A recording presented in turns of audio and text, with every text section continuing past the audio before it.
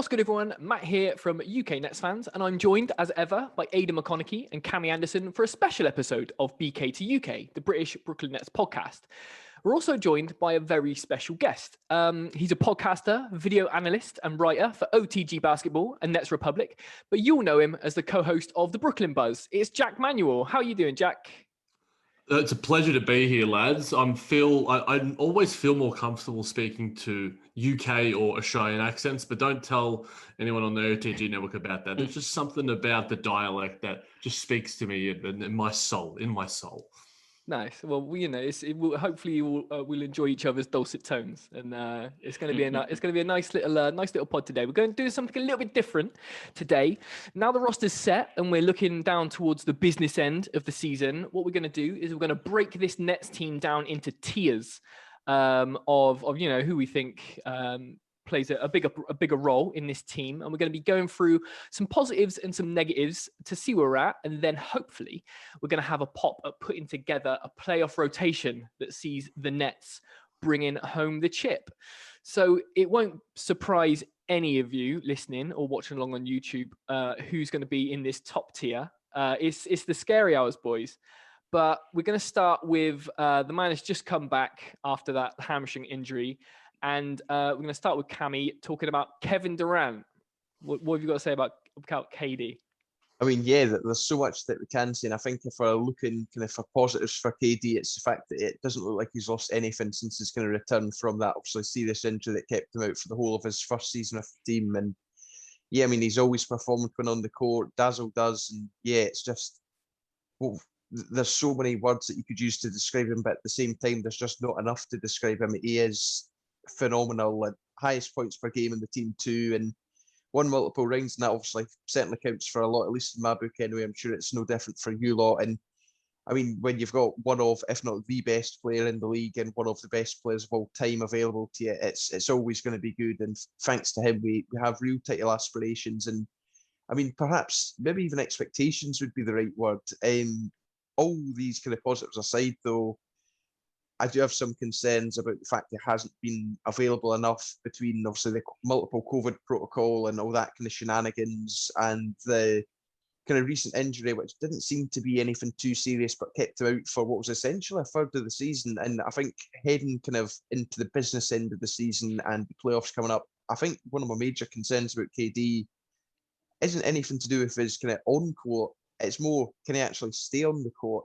He's fine certainly on the court, but it's just, is that kind of hamstring injury going to come back? How's his Achilles? Is there something there? And I think it's just so worrying having had that in. Obviously, I'm not a person who's had the injury, but him having had the injury, you just don't really know, is it truly healed? Obviously, as we say, he's not looked any different since he's come back. But I think there just is some concerns there for me. But other than that, yeah, I don't think there's much I can complain about from Mr. KD.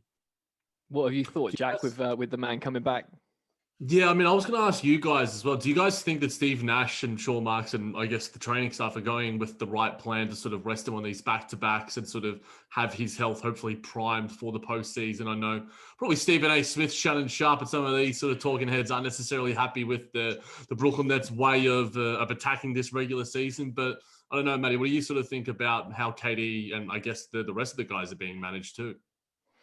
I think, you got to be cautious. Like, I think that the main thing for me was when they said that if this was the playoffs, KD would be playing. So I think it's come to light that maybe seeding doesn't really matter as much to this Nets team in the front office. But I don't know. I think I'm very keen on keeping him wrapped up until it's business time. What do you think, Aidan?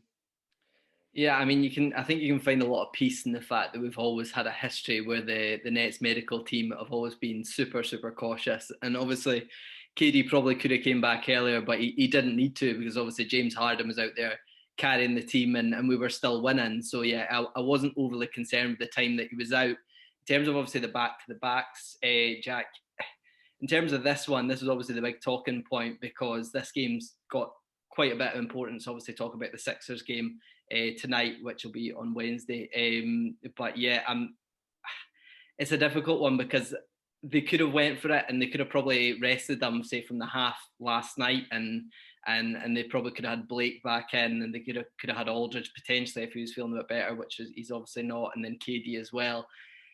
I don't know. It felt like it was the plan the entire time. As soon as the game was announced that KD was going to play in this one, they were going to get his minutes up, and they're obviously not overly fussed about getting the 1 seed at the moment. And I think they've probably banked on the fact that they can win more games and get the 1 seed without it coming down to the head-to-head. Because at the end of the day, the chances that we're going to finish in the same record as the Sixers is not too high. So we'll wait and see. I'm not overly fussed that they've kept them out tonight, and who knows, we might throw in a spanner in the works for the Sixers and still get the win. I mean, don't doubt Kyrie Irving. Well, yeah, that too. But I mean, I was going to say, part of me is a little bit disappointed not to see KD. Just he's so soon back, and then he's out again. It's like, yeah, I understand we have to protect him and kind of wrap him in cotton wool, but come on, I just want to see him play, and I think that's maybe me being a bit selfish. But yeah, it's just interesting. Obviously, we've had problems with the Sixers previously, and I'd just like to see KD ball out. And obviously, with 15-ish games left of the season, you just want to see him play as many of those games as possible, and hopefully kind of get up to full speed and ensure that he's at kind of peak condition and form and just everything heading into the playoffs. That's right. So yeah, it's one of me. Watching the game last night against that Minnesota team, Kevin Durant just scores like the easiest 30 points you'll ever see, and it looks like he hasn't broken a sweat. But fingers crossed we'll see him, and I think it's not too big of a shock to say he'll probably make the playoff rotation. But speaking about the next name up on the superstar tier of this Nets team is James Harden. Newish addition to this roster. Jack, you were gonna give us some thoughts on the beard.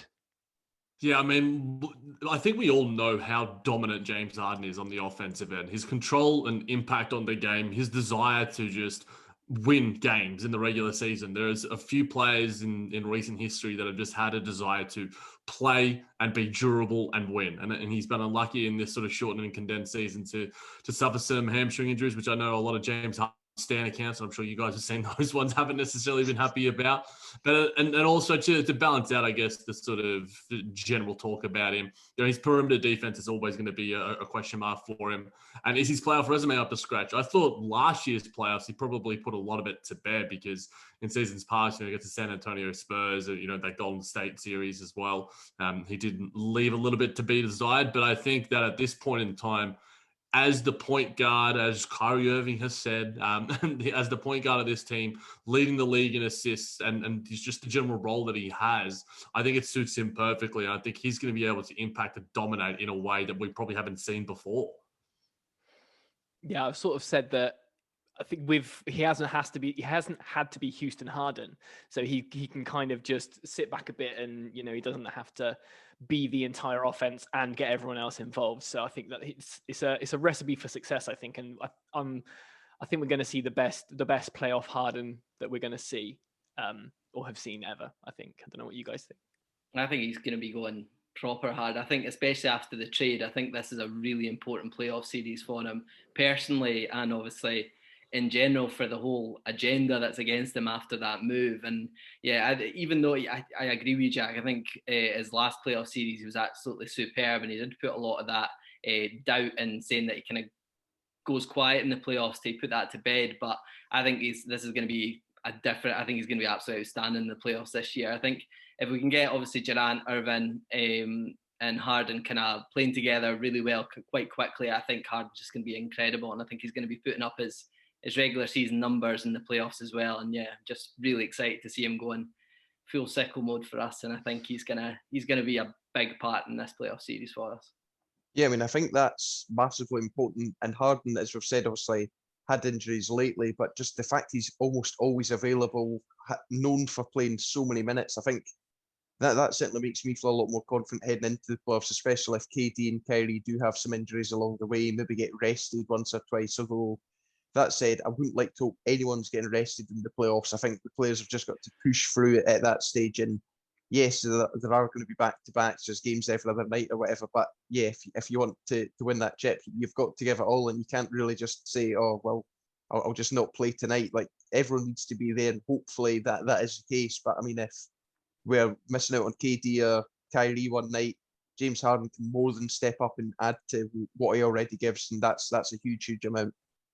Yeah, I've said it in sort of other pods before. I think he's just the absolute engine room of this team at the moment. Like, you'd say that KD's probably the better player on this team, but you know, Harden I think has been the most valuable for overall team success, I think. But I think he also has the most to play for his legacy, sort of piggybacking off what sort of, you know, Aidan was saying.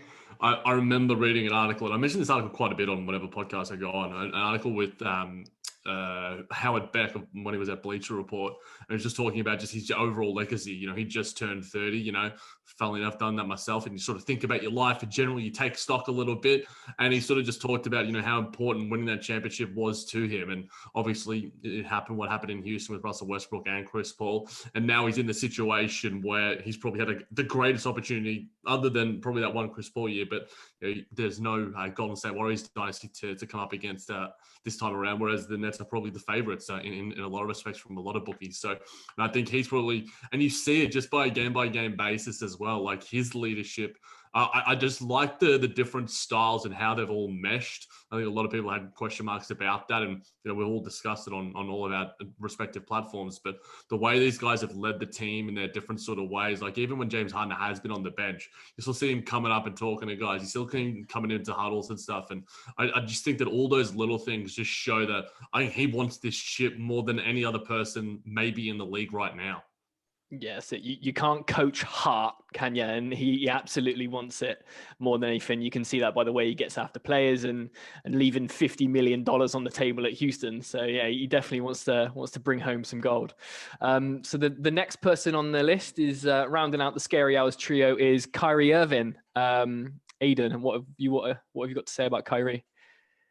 Yeah, so I mean, obviously, all of the big three have had time out this season, and Kyrie's has obviously been slightly different because it hasn't really been for injury. He's obviously had his personal time out, and he's also had kind of injury recovery as well. But the thing that's impressed me the most about Kyrie this season is he never loses his consistency. And he's had about 3 periods of time out now, and he's still averaging nearly 50, 40, 90. He's 51, 39, and 90 from the field. And I think he's playing the best basketball of his career this season. And we've obviously seen in previous years how locked in Kyrie can be in the playoffs, which I think Nets fans can be really excited for, obviously, because this will be the first time we see him in a Nets uniform playing in the playoffs. I mean, in terms of negatives for Kyrie, there really aren't too many when it comes to the playoffs. The only thing that I was thinking is that he's only played 58 games so far in 2 seasons with the Nets, which is obviously not a lot considering he's used to being, say, a plus 60 game player the majority of his career. And I just think the sheer volume of playoff games kind of coming thick and fast will be a lot to adjust to for him. And obviously not being in a playoff run last year, that's the first time that's happened for him in many a year since he was a rookie in Cleveland. And there's just not going to be an opportunity, as Cammy mentioned, for load management games in the playoffs, which may be difficult because obviously he's not used to kind of playing consistently for a long period of time for a good few years now. But I mean, in terms of Kyrie, I mean, he won't be worried about all that. We all know that he'll be fully focused on getting the job done. And I think the clutch moments he can have, the ability to finish it well, and just the sheer ability to make his teammates better, which is another thing that's impressed me this year. I've been so impressed with the way he's defended, and I think he's made his teammates better on the defensive end as well, just from his sheer effort. And I think it's definitely underrated, but I think just the way he can make his teammates better will be so valuable come the playoffs. Yeah, so it's a nice. He, like you said, that it's just the consistency that absolutely blows my mind, especially with, like you say, he's been in and he's been out, but yeah, I can't wait because he's absolute box office. He will seize these moments, and although he didn't play in the playoffs yesterday, it's just ingrained in him, isn't it? He just wants to put on a show. He wants to, put on that Uncle Drew persona and cook fools in the playoffs. What do you think, Jack? Do you think the lack of a playoff run last year is gonna impact Kyrie on the court? Look, I think that there is a will from Kyrie Irving and a desire. I love what he's sort of said about the franchise and just the history and the fact that it feels like a sense of home to him when he's with his family on the sidelines. He's dunking on fools and pointing to them like he's getting on House of Highlights for reasons that I didn't necessarily expect him to be out there for. So I think that, all these guys have different reasons, different motivations. And we talked about Harden, we talked about Durant a little bit, whereas I think Kyrie has a different way. And I love that Aidan talked about his defense, because I don't think many other people outside of Nets fans have actually noticed the desire and energy and engagement that he has had on there. And probably since the All-Star break, probably more than any other. In the early parts of the season, pre-James Harden, I think that there were still points where he was attacked, and that was probably when DJ was starting to, where those two as a duo were certainly a weakness on that end of the floor. But he's just leading this team and willing this team in a way that James Harden has been. But when James Harden hasn't been there, it's just Kyrie Irving been stepping up. And I think a lot of people will discuss the narratives around Kyrie that beyond basketball, because it just fits a narrative. It's easy to get clicks. It's easier to get, reads on the stories and eyes on television. But ultimately, if you're focusing on all that, dumb BS, you're missing like the beauty of what Kyrie Irving is. And he's one of the most aesthetically pleasing, joyous basketballers that we've had. And probably to me, since Allen Iverson, like he just plays basketball with such a purity that we are like privileged to be fans. And the fact that he is on our team, it's pretty goddamn lucky. Yeah, I mean, I think the comparison to Allen Iverson's spot on, just the ball handling, just everything about him just does it with such a nice kind of flair to his play. And yeah, I think I agree with everything that a lot of you have said about Kyrie. And I mean, I think, the main concern is whether he can stay fit, whether he can make himself available. But I think there's no doubt that if he is available, we're going to get 120% from him. And I think, as Aidan also said, the kind of home connection he's got, a kind of New Jersey fan growing up, it's just like you want to see him kind of win that just for that reason. It's like, obviously, we go on about kind of former Nets who kind of went in the Harden trade. And Jack, I don't know how aware you are of my D-Lo fandom, but I bring him up at every opportunity. It's just like, I mean, I'd love for him to have won the chip with us, but yeah, I mean, I'll set it for Kyrie winning it as well, just for like a hometown boy kind of thing. I think that would just be really nice. Yeah, we know Kyrie always wants to do it for his people, so I think it's destined to be. He's going to want to do it. But talking about so that's the top tier done. We're going to go down one tier, and this is the A grade of Nets players, and we're going to start with someone. And I'm glad we've got Jack on the pod for this particular player, because as you all know, Jack is the world's leading authority on this next player. Joe Harris. Jack, what do you make of the man, the myth, the headband, Joe Harris? Slightly offended he's not in the top tier, but I'll take it. I'll take it. I do have a heap of respect for the Scary Hours trio. Look, Joe Harris has had an absolutely incredible season, and I think it's gone under the radar, like a lot of other players outside of the superstars that are getting attention for all the reasons on and off the court. But his shooting has gone to another level. His defensive effort has maintained, if not gotten better. And I think he mentioned in the article with GQ about the fact that like his teammates, in the Scary Hours guys, sort of giving him that confidence on that end of the floor. His rebounding, his toughness, he's just like aggression and just ability to make little plays here and there. Little passes, great boards, a mid-range jumper here or there, a drive to the rim. He's just becoming a more complete basketballer each game. And his game against Minnesota was absolutely incredible. Again, against the Minnesota Timberwolves, but in the absence of a heap of our talent being out, we needed Joe Harris to step up, and that's exactly what he did. To remain some sense of objectivity. I mean, there are some negatives to his game. I think that the one that's the easiest one is just the lack of conventional athleticism. He's not a Kevin Durant. He's not a Nicholas Claxton. Doesn't have those physical gifts, but he makes up for it, as I alluded to, with all the other little intangibles. And I think one thing that probably has been plaguing him a little bit this season is those end of game situations, whether he's getting fouled, whether he's inbounding. Do the lights get a little bit too bright for Joey buckets? Honestly, don't think so. I think these are like learning and growing moments for a player that probably hasn't experienced that. And while I sort of said in the preseason, and probably you guys probably said the same thing, the experience with Team USA, I think has held him in good stead. Being around superstar talent, having these big moments, having these big shots, knowing what it takes to be, not just a great shooter, but being an elite basketballer. And I think he's taking his game to the next level. And I think that if you look beyond the shooting stats and you just watch the game of basketball, you can just see how important Joe Harris is to this entire situation. And we talked about durability of James Harden. Joe Harris hasn't missed a game this season either.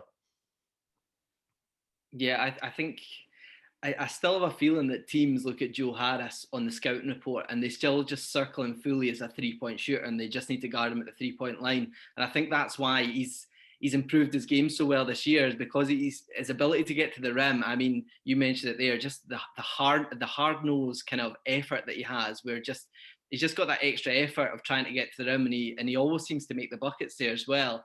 And yeah, I just think that he has just improved his game in all levels. I think he has stepped up defensively as well. And I was thinking about that. Sometimes, obviously, the inbounding is a big talking point. He always seems to get pulled up for it. But the thing is, obviously, with that, is because he's one of the poorer free throw shooters on the team that are usually on the court at the end. That's why he's inbounding it. And it's crazy to think that his free throw numbers aren't as good as they are, obviously, considering how good he is from the 3-point line. Which is something that I'd personally like to see him improve, because I think he's actually gone downhill in his free throws over the last years, and I don't know why, but yeah, that's certainly something I'd like to see him improving, especially considering he is going to end up keep getting fouled, especially with the amount of shots that he's taken. I mean, I think it goes without saying, Joey Buckets is a fan favourite on this podcast, and with every chance we get, we sing his praises. And yeah, I mean, I'd said at the start of the season he was going to be the top kind of 3-point shooter in the league, and I'm not too sure at this exact moment if that's still the case, but certainly not that long ago he was leading all the kind of relevant stats in that regard. And I mean, it's just mental to think we've got a player like that in the team as well, who just, as you've all kind of said, just kind of goes under the radar, isn't really a player that most would look to, especially on this team, if Harden, KD and Kyrie available, and even like Blake Griffin and Lamarcus Aldridge, who are bigger names. And yeah, I think this certainly benefits us and him as well, because as you all say again, he's a player who's managed to just kind of grow in other aspects of his game. And again, that can only be good for us, especially in the playoffs when you need everyone and you need different kind of tools and all that. So yeah, having a Joey Buckets that's in form and an improved one is something that I'm certainly delighted to have. Yeah, it's crazy that you could any team with championship aspirations would just absolutely cut their arm off to add Joey Buckets to their squad. So he's definitely a jewel in the crown that we've got. So really, really good to have Joey. Speaking of other incredible extra pieces, complementary pieces in the same tier, we've got Uncle Jeff, and we're back on Cammy with some Jeff Green talk. So I think, I don't know about you, but I'd probably describe Jeff Green as the surprise story of the season on this Nets team. Obviously came in kind of for pennies, and we weren't too sure what we kind of get out of him production-wise, but I mean, he's far outperforming his contract, I should say. We've seen plenty kind of 20-plus point games from him, and yeah, but we've seen him play at so many different positions. And me, Matt, and Aidan have went kind of back and forth for the past few days and kind of tried to think of what negatives there are to him.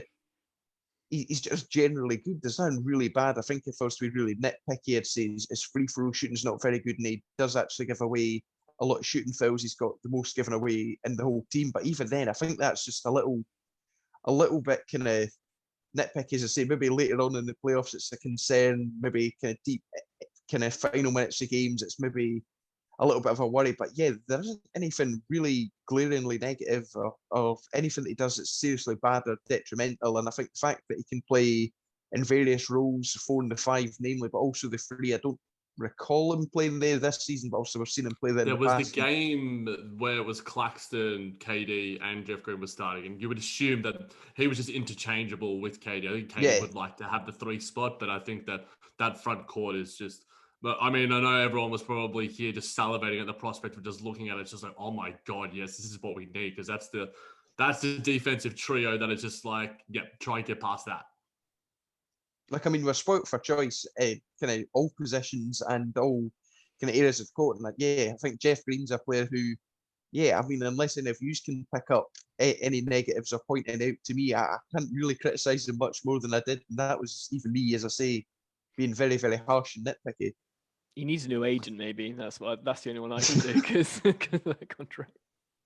Yeah, I mean, the vet minimum signing, it's, everyone, all the casual NBA fans get angry at the fact that Blake Griffin and Lamarcus Aldridge jump on this team, but no one seems to sing the praises of Jeff Green, and the fact that we've got him on a vet minimum contract and his value and importance to this team is so understated that I don't think, and the cutest video ever seeing his kids, I think it was Hoodie Harden that posted the video. Like, that was absolutely gorgeous and wholesome material. One negative I probably would say, I guess, Cammy, is that similar to probably Joe Harris, similar to probably James Harden, is that out on the perimeter, if you got him guarding maybe a smaller guy rather than one of those wing players, I think that he can get beat for quickness a little bit. The fact that he still has so much of his athleticism, and he's probably should be in jail for the amount of times for attempted murder on a nightly basis with the dunks that he's taking. But I think that's probably the only thing. Again, I'm nitpicking as well here, Cammy. So I think that's probably one thing, just purely because he doesn't have that conventional lateral quickness that the Nicholas Claxton does have. I think that's where he can be taken advantage of a little bit when he's isolated on the perimeter. But a lot of the time, he doesn't get in those positions anyway, and he probably is better when he's in the post or where it's a little bit down low. But yeah, he's had an absolutely fantastic season, and we just know he's reliable Uncle Jeff. That's right. I think, yeah, he's been my surprise package of the year, definitely. But going from someone who can do it all to, I don't know why. This is where my tier system starts getting a little bit iffy and debatable. We're going to talk about the buyout duo now, starting with Lamarcus Aldridge. So the positives I've got for LMA is his size, his sheer mass that he brings to this Nets team. And if you're going up against the Joel Embiids, he's God love him, he's going to be a road bump, but he's not going to stop Joel Embiid, but he's going to somewhat slow him down and maybe tire him out. He's got that mid-range game that he can kind of deploy where we haven't really had that at this position for a good long while, probably since Brook Lopez. Maybe he could step out a little bit, but not to the kind of levels that Lamarcus can still kind of do it. And he's got that playoff experience. So I think he's played something like 70 odd playoff games in his career. So that's really good, especially where you've got younger people like Nick Claxton at the similar sort of position who doesn't really have that as much. I think that is a positive. Obviously, it's a really small sample size with LMA. But we've in the Lakers game, obviously we saw the bad, but in other games, his debut, we saw the good. So the jury's still out on him, but the negatives I've got is his lack of defense at that center position. He's not a really good defender, which is something, obviously that is the Nets' biggest weakness, and that's something that is going to be the first thing on the scouting report, that where you can get some success against this Nets team. And it would be nice if LMA did bring a little bit more to that end, but yeah, I still think he's obviously a great sign-in for the contract, like we've said. But yeah, what do you guys think of Lamarcus? I've been surprised sometimes at his defense, but then not surprised sometimes, because like the game against the Pelicans where he was, shutting down, maybe not shutting down, but at least preventing Zion from having his usual dominance, was just like, okay, yeah, you do your thing, Lamarcus. But then against Andre Drummond, it just sort of just goes all downhill. And, he alluded to himself, the fact that he's been watching tape and, he's been out through illness and hopefully he's back soon. And would have been nice to see him tonight against the Sixers by the time this is out. We'll have, at least a sample size of Nicholas Claxton, maybe DeAndre Jordan, how they go against one of the most dominant centers we've seen since Shaquille O'Neal. But I've been pleasantly surprised because I had low expectations of what he would bring to this team, especially defensively. What you're getting out of Lamarcus as an offensive hub, and using him at the elbow, using the sort of in and out game. Him kicking out to some of the, when you play 5 out and you got Lamarcus at the 5, it's pretty salivating sort of offensive, 5 that you've got out there on the floor. But yeah, hopefully he watches plenty of tape and he learns a bit from it, because that's what we need. We need some reliability at that 5 position, because it's a bit of mix and match, but it's at least good having another option there. And I think that what he's provided to us so far has been, I guess, a net positive. Yeah, I agree with Jack. I mean, in terms of that Pelicans game, the way he defended Zion, I was really happy with that. What I was kind of doubting when he came in was, does he really solve that DeAndre Jordan issue where he's playing against a big centre who can potentially nail a 3 from the outside, where he can't just get out and defend, because he's never really been that type of player. But I was really impressed with the way he handled Zion, and I thought he was excellent in the paint. I thought he was just stopping him completely. And I think this was the first time Zion was held under 20 points in God knows how long or something like that. And then obviously to go to the Lakers game, and then Andre Drummond, who's obviously got a few inches on Zion, he just bossed him, and I was disappointed because I felt that he was going to be that type of guy who's going to stop those big centers. He probably still will be, and it was a learning curve. Let's face it, that Lakers game was a strange one overall. It just didn't feel right from the beginning. So I wouldn't get too down about it. And I think obviously with having him on the vet minimum and a buyout, his offensive presence, I mean, it's just gravy. And I think from what we've seen so far from his shooting, he's not lost a touch at all. And it's going to be, I think once we get healthy and get the big three back on, I think he'll be, I think he'll benefit hugely. He'll benefit as much as your Joe Harris, as your Landry Shamet, I think, in terms of where he's just going to get the open looks a lot of the time, and he's going to nail the threes or nail the close twos and whatnot. So I think he'll be all right.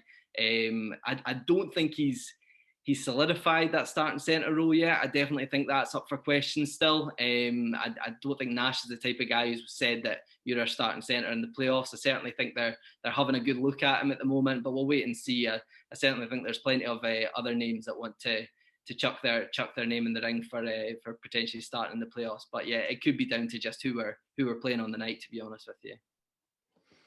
As far as having him on a vet min, there's certainly players a lot worse than Lamarcus Aldridge that we could have. Kind of same goes for Jeff Green and a player I'm going to speak about later on, Blake Griffin.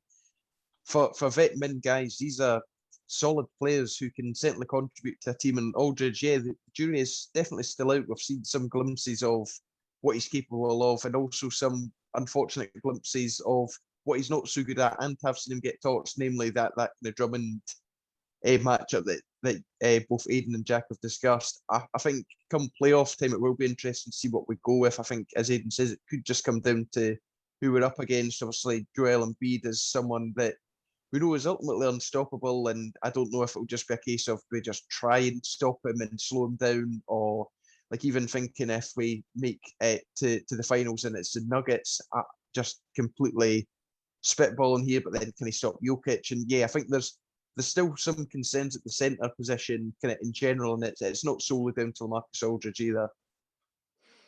Yeah, nice. I think, well, while we're talking about the buyout trio and with you, Cammy, what do you make of Blake Griffin? Obviously, there was talk of him coming in at small ball 5. Do you think, what have you made of him so far?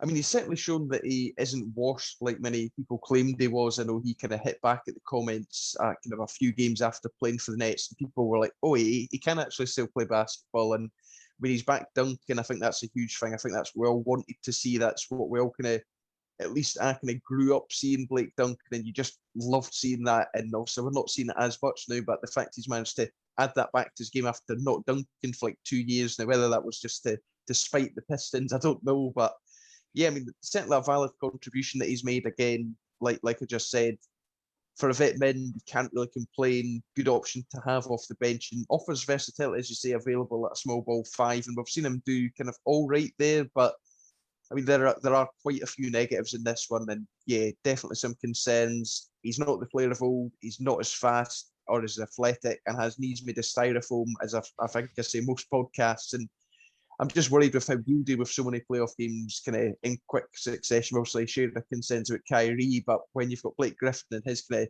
known knee problems, there is certainly some concerns there. And again, it goes back to what I've just said regarding the centre position. If we're using him at the small ball 5, it's just, there doesn't seem to me anyway to be a kind of set starting centre. And I don't know if that can be considered a good thing or a bad thing. I guess keeps other teams guessing, but at the same time, it just probably mucks a lot of things up in terms of just setups for the other 4 guys on the court that I've never really used to one guy there. And I think it's going to be real interesting to see how things go as the kind of season progresses and comes to its end, and obviously goes into the playoffs. I think he's been more of a luxury to have than, say, Lamarcus, who is a more prototypical 5, whereas I think Blake's looked better as a 4, and maybe sometimes as a 5, by himself. But next to Claxton, those two have played, incredibly. I've really loved the chemistry that they've built together. And obviously, we saw Steve Nash try out a bit of Blake and LMA. Wasn't necessarily the biggest fan of it. There were moments, but I just think you just lose, or you want as your defensive scheme in switching. But I think Blake fits better within that switching scheme. I think his communication has been quite good there, even though, as Cammy alluded to, he has lost the runs on the legs because of just the unfortunate nature of all the injuries that he suffered from Detroit and in LA. So I think that he's almost like the sort of, he's going to give you something. And it's just like, oh, okay, we got this from Blake. He's providing a lot more hustle plays. He's taking charges like he's goddamn Kyle Lowry. So I think he's providing a lot of little things that we didn't necessarily, expect from a guy of, his sort of superstar caliber. Yeah, I've been so impressed with the way he passes the ball. I think he's improved in it massively, being in Detroit, where he has been the main man on offense a lot of the time there. And yeah, some of the passes he's thrown out have been incredible. And yeah, I think the way he's thrown his body on the line in some of those charges, and I think I saw a stat where he is really high up in the leaderboard for taking charges, which again is a luxury to have for a player that can do that. And obviously it can be obviously a 4-point swing very quickly if you can get a charge. And yeah, I've been impressed with Blake, and obviously he's made his shots when he's needed to. There was the other night when he was playing some garbage minutes, he was kind of chucking up, but to be honest with you, it wasn't a big deal then. But he's hit some really important shots for the Nets when he's been in there. And yeah, I think I've talked about it quite a few times on our podcast. I've been really impressed with him and Clax. It just seems to work. I don't know what it is about it yet that works, but they just seem to be so good together. And I've said, if that's a 4-5 combo coming off the bench, you're laughing, because there's an argument there where they could probably play minutes with the big three. Yeah, I wasn't impressed with him and Aldridge, but I think it was just the pace. It just seemed to slow everything down. I said it was a bit of a throwback that night, because it felt like we were playing back in the 80s. But in terms of what he's brought, I don't think we can complain too much. And I think he's definitely someone who can calm things down in that front court in the playoffs. And because of his increased passing ability, I think it's just another option that we've got there, especially in the second unit, where it's times, especially when we've obviously been without a kind of true ball handler in the second unit, there's another option there for someone that can do that. So yeah, I've been more impressed with him than Aldridge, but I think they've both done well, and I don't think we can complain too much. Yeah, it's been nice to see him kind of, like you say, take the charges, but also diving after loose balls all over the shop and all that kind of good stuff. And his passing out the post has been incredible too. But he looks like a man half his age. But talking about a man that's almost half his age, we've got everyone's favorite second year player in Nick Claxton. I've got him in that A tier with everyone else so far. Jack, what have you made of the young alchemist? Look, the young alchemist, heck of a nickname. Kyrie Irving's the best. Like, I love that dude. I love the locker room. I love the vibes at the Brooklyn Nets right now. But Nicholas Claxton has been an absolute revelation. The fact that the Nets have been able to keep him, it's basically just providing at least somewhat of a facsimile of what Jared Allen probably could have provided this team, but if not a bit more versatility, especially in that switching scheme. Not to say that Jared Allen hasn't shown the ability to switch, but Nicholas Claxton relishes that, and it seems to me, other than Dennis Schroeder and maybe a bit of Anthony Edwards, it seems to me that he can lock down anyone, whether you're Luka Doncic, whether you're Damian Lillard. He's going to put the clamps on you, and that's probably his biggest strength. He's absolutely remarkable as a switch defender at that big man position. Bam Adebayo and Anthony Davis are probably the only two names that come to mind that are better than him. And, he's just a pure athleticism and pure desire to want to do that is an element that I think he's showed some real propensity. And also when he was with James Harden, James Harden always makes centers look good, and he made him look incredible. He would always find him in the outlet as a lob threat, as a vertical spacing threat. Him and the chemistry that they built, he was having fringe double nights on quite a consistent basis when he was playing alongside James Harden. And, he's absolutely incredible. There's times where, he can be left a little bit waning in terms of just his overall strength, sometimes his awareness, just his inexperience. But ultimately, his offensive game, but he has got the ball in his hands because he seems comfortable. His defense to offensive transition, his nice little lefty hook, his footwork is quite composed. For a guy with all that inexperience, sometimes he can be left a little bit waning in terms of like, what are you doing here? But it's just a sort of a rookie inexperienced sort of thing. And, I think that Nets fans, including all of us here, probably clamoring to sort of see what he can do when he's given, that 30 minutes, that 28 to 30 minutes when we probably know he is the best center on our roster right now. Let's give him that chance, give him that opportunity, because once it comes to postseason, you're going to be playing the large majority of minutes. Let's see what he can do. I think he's ready for it. I think his conditioning is certainly there. But, and dude, man, the hair's just absolutely gorgeous as well. Goldilocks, love it. What about the way he carried the ball up the court last night, almost Giannis-esque the whole way, and just finished? I was just like, here we go. This is it. This is the second form of Nick Claxton. No, I've been so impressed with him, yeah. And obviously, I've been hesitant to say it, but his switching skills on defense, they are elite. And you mentioned obviously Bam Adebayo and obviously AD. There isn't too many big men like that can defend guards like that, and it is elite. I think it's such a skill to have. And you see it. You see some of the guards licking their lips when they do get matched up with him. And I would love to see his numbers to see how many successful stops that he gets against guards. But yeah, no, I love this guy. I think he's fantastic. I've been tempted to say that he should be our starting centre going forward just because of what he brings. I mean, there's going to be nights where he may struggle, obviously, because of his strength, but I just think his skill set is something that we need to utilise now, and you've got to give him the minutes and let him develop. I mean, they've always said that they're going to be hesitant. Obviously, Christian Winfield asked a great question a couple of weeks ago saying, when's this guy going to start, Steve? And he was just like, you know, it's more important about who finishes the game than who starts. But I think he's ready. I think he certainly showed it on both ends. And yeah, the way he carried the ball at the court last night, I was like, that's the second coming of Giannis. But I did have a few beers by that point. I mean, I think he was certainly worth the wait. Barely played in his kind of first season, and then obviously took a while to be kind of fit for the second season. And yeah, I think you summed it up perfectly, Jack. Calling him a revelation. He's come in and just wowed us. And I think had he not been injured, he'd have probably been away in that Harden trade. And I think when you consider the players we did lose, the fact we've managed to keep a player of Claxton's kind of unique skill set and ability and clearly high kind of potential, I mean, yeah, I think it's fantastic and bodes well, not just for now, but also the future. And obviously, I think something very topical and always discussed, despite us being in the here and now. Many always look towards the future and ask what it'll be like post KD, Kyrie, and Harden. And I mean, if Nick Claxton continues on the trajectory he has, I mean, yeah, I'll quite happily watch Nick Claxton in a few years' time, because if this is him now, barely 40, 50 games into his NBA career, yeah, NBA watch it. I think it's all I can really say. This man, obviously, my new best mate, just amazing. And yeah, hopefully does nail down that starting spot soon, because he certainly deserves it.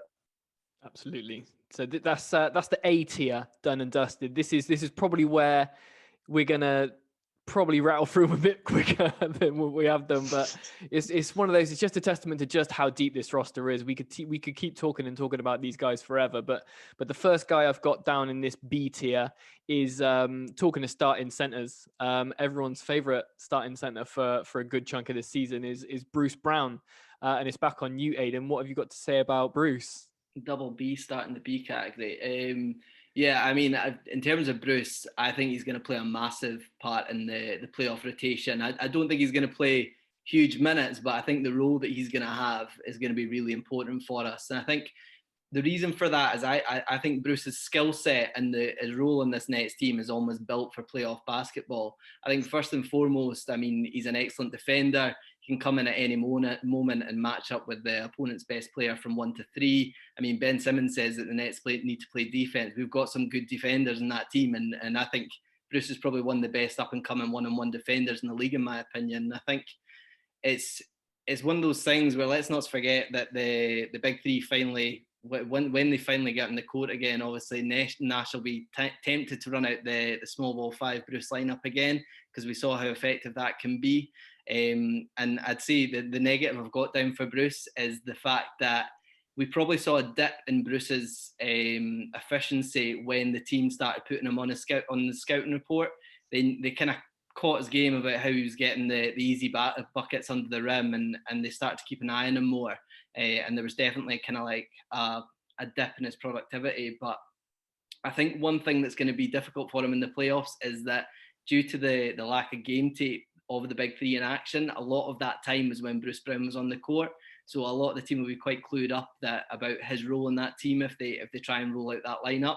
But yeah, I mean, he's another guy that he's just a spark plug, and he's going to play hard on every night, and he's going to bring it on both ends, and it's going to be extremely beneficial, because I think the way he defends and the way he can just come in any position and just play his role is huge. And I think that's the type of player you want a playoff team. And I think you mentioned it about Joe Harris, that any team would have him, and I think he's another one that any team would have in the playoff rotation. What do you think, Jack? Yeah, I think that he's the stat that was just like astounding to me. I think it was Jared Dubin of 538, where him and James Harden had the best pick and roll duo in terms of points per possession. I'm just like, that's freaking insane. Like, it makes no sense. And we talked about James Harden making Clax better, Joe Harris, all these sort of dudes. When Bruce Brown is in that lineup and when he's alongside James Harden, that productivity is going to be there. Sort of alluding to what Aidan's sort of saying. There are some weaknesses. I think he can get a little bit overeager. Sometimes his energy can turn into a negative. He can get a little bit foul prone. He is offensively limited.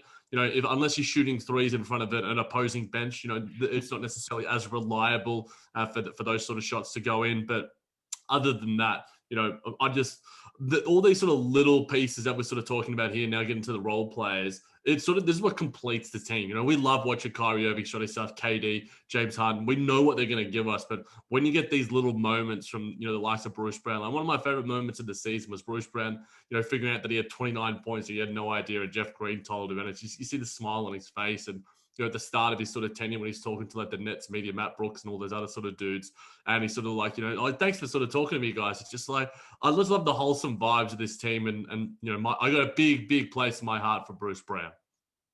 I think we all do, Jack, and I think the energy that he can bring is something that, as we say, any team would want in the playoffs. If you can have a player who brings that energy, kind of a Duracell bunny, he's always going to go. He's just, I think the best way to describe him, and I mean this in the nicest way possible, a pest.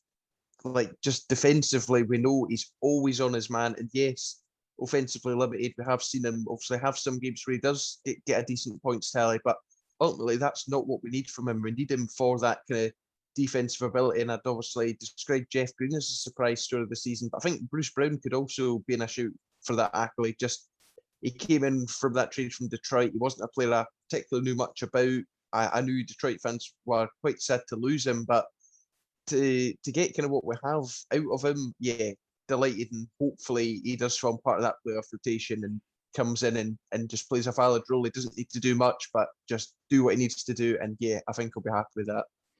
Yeah, a lot of time for Bruce. I'm definitely a fully paid up member of the Bruce Brown fan club. Moving on to the next one, a guy that's just gone down. So hopefully he will be able to join us for the playoffs, but we shall see. It's Tyler Johnson.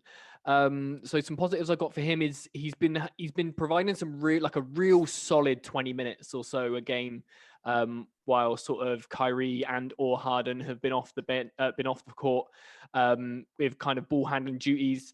He looking at his stats, he's not like, I think he's like a 37% 3-point shooter, but it feels like when he does score a three, it's like always at an important time and in the rhythm of the game, and just exactly what you need. And that's something that I think is a real plus for Tyler Johnson. And if we're talking about playoffs, you don't have to think very far back to the coup that was the Bubble Nets, and Tyler Johnson was an absolute next level part of that Bubble Nets team. So hopefully he can rekindle some of that. But as I say, with him being a solid pair of hands on the second unit, he's one of those. He's just in sort of one way of thinking about it, he's just not a negative. And I think that is a great thing to have on that second unit. But it's also like, with the playoff rotations becoming so tight, does he do enough to really kind of make the most of the minutes and get him in there? So I'd love to know what you guys think of TJ making the cut if he's healthy. I think his reliability is something that I have as him and Jeff Green. I think that he's probably had the most underrated season for the Brooklyn Nets so far in terms of the steadiness that he has given us. And I always say as well, Aidan, but beyond the box score, Like, he's always a beyond the box score dude. If you're not watching the Brooklyn Nets play and you just look at the box score, it's like, Tyler Johnson did nothing, which is like, did you actually watch him play? The energy that he provide? We sort of talked about Bruce Brown and his peskiness. Tyler Johnson certainly gives you that as well. As a secondary ball handler, and in the absence of a lot of our guys, James Harden and Kyrie Irving have missed plenty of games this season. Tyler Johnson has stepped up in a big way, and I've loved what he's brought in. I think in certain matchups where there isn't a size advantage, I think maybe probably only the Bucks and the Sixers, to an extent, their physicality, their size might trouble him a little bit. But outside of those teams, and even then, he could probably exploit it out there, with just the 5-out sort of basketball and sort of letting the Nets sort of do their thing, try and dictate it on their terms. But other than that, I think that, he's just been an incredibly positive for this, incredible positive for this team. And, another sort of way to fill out the roster with a guy that would probably be quite valuable in teams like the Los Angeles Lakers, like the Denver Nuggets, like these sort of teams that are probably looking for just that extra ball handler that can sort of ease the responsibility, ease the load of some of their superstars. Yeah, I just think you've seen a lot this season of why Sean Marks like Tyler Johnson to begin with when he offered him that contract a good few years ago. I just think he's got that grittiness that Marks was looking for at that time of a point guard that isn't greedy. He just seems to do everything for his teammates. And yeah, I just think he is calm in the ball, and he's a good calm in nature. And I think we will miss him in his time out, because he can just come in and he is part of that stay ready brigade where he just came in and he just does his job. He makes the shots when he needs to. He's a good passer of the ball. And yeah, I just think he's another hard-nosed guy that's not afraid to put his body on the line. And I love that in a player. We've got so many of them this year, which is so good to see. But yeah, I'm really disappointed that he's gone down, and I hope he's back soon, because as I mentioned last week, it looked so much worse than it actually was. So I'm glad it's only going to be a few weeks until we see him again. I think he's certainly a solid role player, and as you said, Jack, he's a player that many other teams could do with. And although, as you point out, the box score, you look at it and it's not really that impressive. And I've perhaps been guilty of criticising him in recent podcasts, and yeah, maybe kind of doubting him. But yeah, he's a player who can come in, and he's a player that I think I'd rather have with us rather than come up against him. I know that sounds a bit daft given what we've just said about the box score, but just not having to come up against that player in like a second unit, or just kind of as a kind of throw-in player. Yeah, I think that's huge and has a value in itself, actually. And yeah, whether it makes my playoff rotation, though, I'm not too sure. And you might all hate me for that, but yeah, I'll maybe make that decision when it comes to naming it at the end of the show. But yeah, I'm not sure if he makes it, despite the kind of good he has done. No, so I think a player that kind of is definitely snapping at his heels for playoff rotation contention is Landry Shamet for me. We're back with you, Aidan. What have you made of Landry? Yeah, I'll try and keep this a wee bit briefer. But yeah, in terms of Shamet, I mean, I think like Joe Harris, he's going to benefit massively from the open looks he's going to get from three when we're fully healthy. Obviously, at the start of the season, let's face it, he didn't start the season well, and we were pretty disappointed with the way he was playing. But the fact that he's just shooting under 40%, just literally just under 40%, is a hell of a turnaround from what he was playing like at the start. And I think I don't think he's been, since he's been playing well, he's not had a fully healthy Nets team. So it'll be nice for him to come in and benefit from that. So I'm excited to see Shamet coming off the bench when he needs to. And if he makes 40% of his 3-point attempts, then we can be happy with what he's done there. I mean, that's his job. And I think as well, what I like about Shamet is the fact that the team can be having a poor night shooting wise, but he can still come in and score the ball well. He doesn't seem to go with the rest of the team. He seems to just kind of play his own game in terms of he can be shooting well, but the rest of the team can be doing poorly, which I've noticed on quite a few occasions. I mean, there's a doubt in the back of my mind with Shamet that he can be extremely streaky as a player. And it always seems to be either end of the scale. He's either really, really good or really, really bad at times. And I know that obviously this is his first season. He was settling into his role initially. And we've obviously seen that Nash can be ruthless with kind of players like that. And if Landry's not making his shots, someone like Tyler Johnson could probably get his minutes. But overall, I think he should benefit from the type of minutes that you'll see in the playoffs. And yeah, you should get plenty of open looks if he stays ready. Yeah, he's been awesome. I've loved the bounce back, post All-Star break, and the fact that coming off that ankle injury, he just pops back into the lineup and just doesn't lose that rhythm, has that confidence, and I think that's a credit to him and the way that he's been able to bounce back, as sort of Aidan was alluding to. Yeah, I, definitely.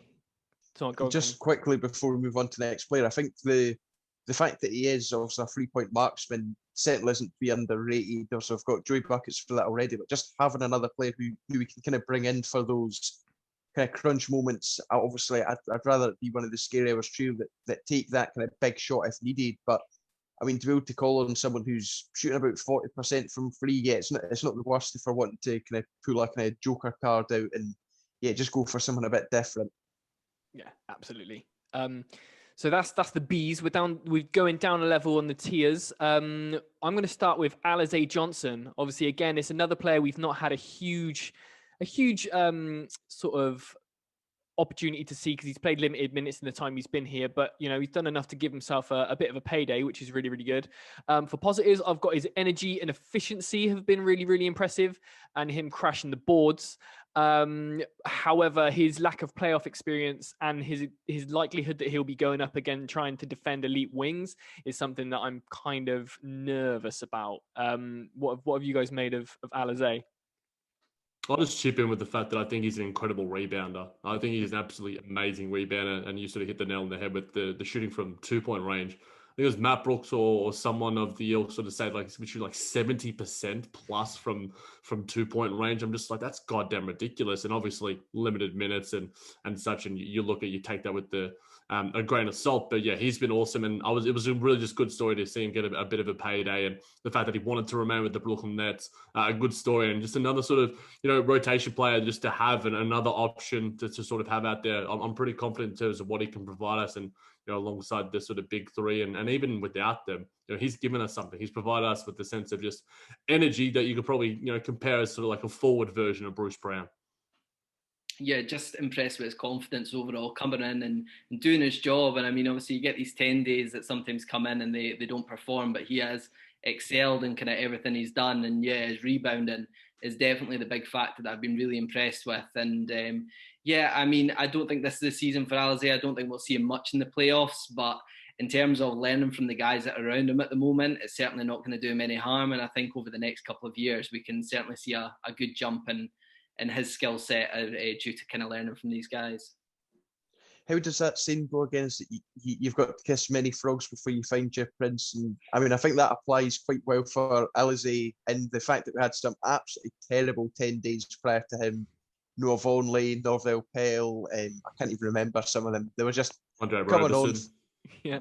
A few minutes here and there and just never to be seen again. Whereas Alize never wasted a moment, came in that Jazz game and just completely balled out. And I think having a player that's capable of that, obviously any player on any given day can go off, but just someone who came in wanting to prove himself. And I think that's massive. And I think it maybe next season, if not the season after, will probably be the season where you really kind of see him feature a bit more. But I guess it depends on kind of contracts and what happens with the rest of the team.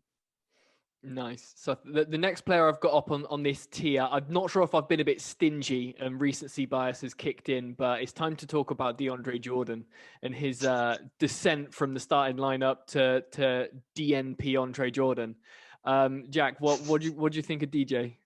Look, DJ has had a sporadic and bipolar season. I'll start with the positives, I guess. He still remains a vertical threat. His defensive rebounding can be good. I would say it's an average to a net positive. His defense in a drop coverage is generally pretty good. His DHOs, I think it's a really, really good screener in the fact that he just gets the superstars into open spaces, whether it's Kyrie, whether that's getting open space for Joe on the perimeter.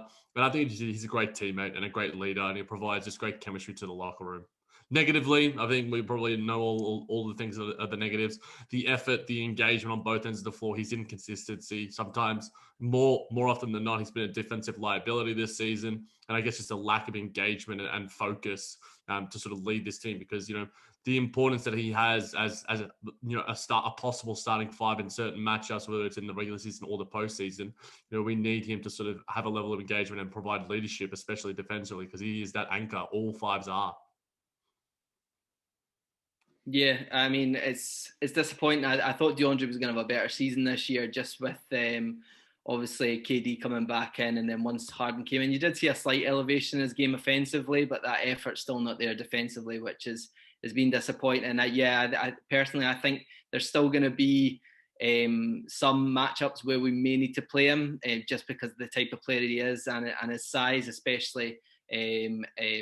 Probably going into the end of the season playoffs wise, but potentially wise, that I don't think we'll see DJ much in the playoffs, but there could be some lineups where he does get in there. But I don't think Steve Nash is his biggest fan at the moment, so we'll wait and see. I mean, I don't think there's anyone who's really a DJ fan at the moment, at least isn't going to come out and publicly admit that. But yeah, certainly more lows than highs this season. I think the only high that immediately jumps to mind was that game against the Knicks, when he just kind of had a bit of a revenge game against them and played really well. But other than that, there's not much to say that's not already been said about him. Yeah, talk from going from one player who's been inconsistent to the poster child of inconsistency. The last guy on this tier is a TLC. So we're back with you, Aidan. What have you made of Timothé Luwawu-Cabarrot this year? I mean, TLC, he obviously gets a really hard time from Nets fans, some of which can get pretty brutal at times. And unfortunately for TLC, his stats really don't give him much of an argument because they have been pretty terrible this year. So I thought in terms of a positive, I'd look at how he played in the bubble playoffs last year, and he got 16 points, 4 rebounds and assists in a crazy 32 minutes, which is mad to think that TLC once played 32 minutes in this Nets team. But so he's clearly saving his best for the playoffs, and maybe we'll see a reincarnation of bubble TLC. But in terms of negatives, I mean, he has been playing recently just out of pure need, just with the amount of injuries we've had in that position. And I think unless Nash is absolutely certain that he can turn around his form massively, I can't see him getting any minutes at all in this playoff rotation, except from obviously some garbage time minutes if we are winning by a large amount. But I mean, he just tends to stick out massively on defensive plays, and he brings very little offensively now, which is a shame. But what I do like about TLC is he has never lost his confidence, and he's never stopped shooting. And there's always that Kenny Atkinson. Players have always got the green light regardless of how they're playing, and he's certainly got that message in his head. But he'll always retain the title as being the best looking Nets player in this first championship season. Arguable. You're thinking Joe Harris there, Jack, aren't you? Well, look, Claxton would probably give him a run for his money as well. Yeah, I'll give you that. So goddamn pretty. We've got a good-looking squad. We've got a really good-looking squad. A handsome bunch of fellas. I mean, in terms of a positive for TLC, I'll just say he dresses nicely. I mean, I can't say much more than that. A few games ago, we had a cool Stone Island on, and that's about as positive as I can get about TLC. I'm sorry, Elliot, Hoopin and Luton, you're going to come for me because I've been a bit nasty and not said anything too nice about him. But I mean, what can you say? It's disappointing. As I said on the recent BK2UK, you want to see players do well, but things just aren't clicking from that recent game where he had 13 threes. What on earth was he shooting that many threes for? But yeah, it is what it is, and probably won't be near the playoff rotation, so not a player we need to worry about for too much longer, at least this season. Yeah, I think so. This is that was the rounding off our C grades. We're going into the bottom tier. We're talking about the two ways now. I'm going to kick off with my guilty pleasure on this Nets team. Obviously, he's going to miss the rest of the regular season, at least with this having undergone hand surgery. It's Chris Chiozza. Obviously, his playmaking, court vision, and passing is elite. He's a little Speedy Gonzalez of a man running around. I've got no negatives, but that's because I'm blinded by my love for the man. Again, I don't think we're going to see him, so unless anyone's got anything they really want to pick up on Chris Chiozza. Yeah. No, size and shot making is it's going to be always a liability for Hot Cheese in his career, but hopefully he comes back from the hand surgery, and again, fan favorite, and there's a reason why. He just plays a pretty brand of basketball. That's it. Good stuff. And then I don't think anyone's probably got anything on Reggie Perry cracking this rotation. Have you? That was you, Cammy?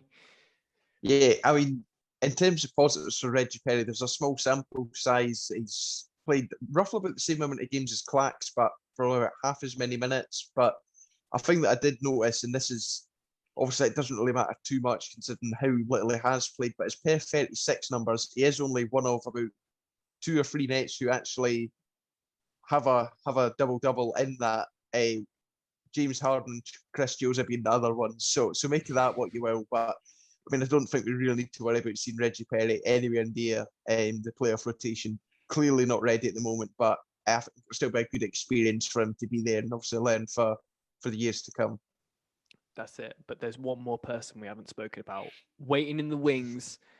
You know, he's in the lab, he's cooking, he's getting those squats in that we've all seen on Instagram. We've got one dark horse to potentially come back for the playoffs. Jack, I'd love to get your thoughts on this. Spencer Dinwiddie. We've all seen the workout videos. Is he going to be making an appearance in the playoffs for this Nets team? Look, if the Instagram videos are anything to go by, phase 1 heading into phase 2, we know what phase 2 is. All the Instagram posts, all the Twitter posts. His marketing team, I think he's his own marketing team. He's pretty goddamn incredible. He's probably spending some time in the hyperbaric chamber, taking those sensu beans like Vegeta and Goku have done over their time in old Dragon Ball Z land. But look, I think that it could, if he were to return in some fashion or another, it would just be unfair. Like that would fairly cause the rest of the NBA opposing fans and national media to absolutely erupt in disgust. And I'd be also almost happy about it because what Spencer Dinwiddie sort of has provided this team in seasons past is just so immense. And I don't think that the Nets are where they are right now without what Spencer Dinwiddie has given this team in the previous 3 seasons or so, And there's something about the sort of, build-up element that probably Cammy misses a little bit with D'Lo, but we still have with Spencer, we still have with Joe.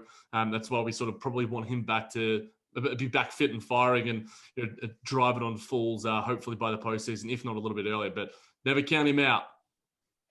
Yeah, I think the romanticist in me is calling out for a Spencer Dinwiddie comeback because, as Jack said there, what a story that would be. I mean, this guy has carried the team at times, and there's not many players that deserve to be in there winning the championship than Spencer Dinwiddie.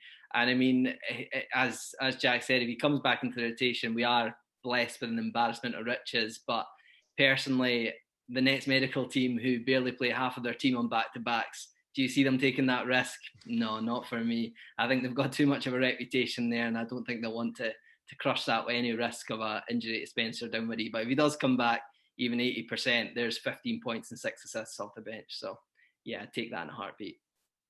I mean, I think we'd all take Spence back. I think it's not even that unfair to say that he's probably one of the best second option point guards around and quite easily start for many other teams. So, if he comes back, I think unfair is definitely the way of describing things. But, whether he's back or not, I'm not too sure. But I'd like to hope that given his contract's up at the end of the season, I don't know if he'll take it. I think he's going to want to push to get back to kind of maybe put himself in the shop window and obviously try and contribute to the chip. So fingers crossed. Good stuff. Well, we're running a little bit long on this special episode of BK2K. As I said, we can talk about this team till the cows come home. But it's time. I think we're going to put our money where our mouths are, and I want to go around each of you guys and try and give us your. And it will change on day to day, but what your final playoff rotation is. I think, be it 8 players, 9 players, 10-player rotation. I don't know what you're going to think. I'll kick off first and I'll save you for last, Jack, as your esteemed guest. But I've gone with the Scary Hours trio plus Joe Harris, Jeff Green, and I've got Blake Griffin and Nick Claxton. That's my rotation. What about you, Cammy? So I've not done this in any particular order. I've just got the names down. I think KD, Kai, Harden, Green, Blake, Lamarcus Aldridge, Harris are all locks. I think Clax will also probably be in there as well. And then if it's, that's an 8-man rotation. If we go up to a 9, I think Alize could be a shout just for being that kind of wild card. Then Bruce Brown as well. We've spoken already about him. And even Landry Shamet. So I think I'll stop at Clax with 8, but we could easily play 9 at least early on in the playoffs. Definitely. What about you, Aidan? I'll go Harden, Irving, Harris, Durant, Aldridge, then Shamet, Brown, Green, and Clax. And I don't know how they're not going to play Blake Griffin, but there's just too many players. Yeah, I'll Yeah, I'll piggyback off Aidan. I'll probably go with the same rotation, and I think it's going to be mix and match because I honestly do think that DJ could and can get minutes if Lamarcus is not playing well enough defensively on a Joel Embiid, on a Giannis or whoever else it might be, in terms of that provides a size in the postseason. And I think Bruce Brown, I think that he is a perfect sort of dude to come off the bench. And Clax, whether he's starting or he's coming off the bench, the Nets look best at where they're 5 out with Jeff Green and KD in the front court, or with Clax at the 5. And Blake looks best alongside the other superstars. He needs them to sort of provide him with a semblance of energy, or alongside Claxton and Landry Shaman and Tyler Johnson. I think that having those options is what the postseason is all about. But also, if the injuries do come, because this season has been a goddamn shit show with all the injuries that have been happening. It's been a goddamn shame. It's almost... Thankfully, we've been going for the Brooklyn Nets because if you're going for an opposing team, the amount of injuries that have happened, it's taken some joy out of the season. Thankfully, we've had plenty of things to be joyous about. But yeah, it's having options is better than not having those options. But but when push comes to shove, Steve Nash's going to have some tough decisions to make.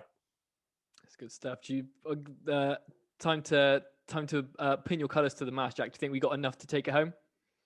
Yeah, look, I've always been the ultimate pessimist, and it's more just being like, I would rather be pessimistic and then be pleasantly surprised, because I feel like it's just a life motto.